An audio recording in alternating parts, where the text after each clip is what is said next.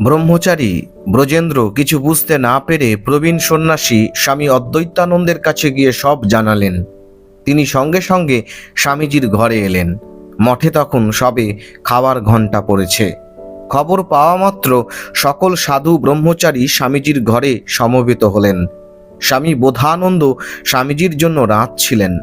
তিনি রান্না ফেলে ছুটলেন।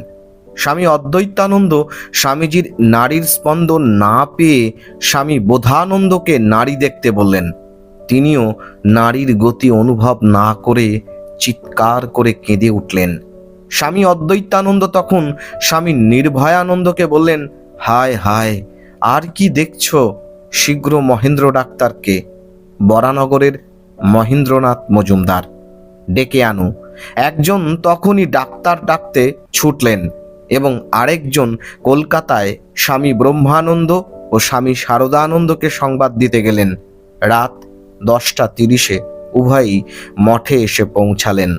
শোকার্ত স্বামী ব্রহ্মানন্দ স্বামীজির ওপর ঝাঁপিয়ে পড়লেন।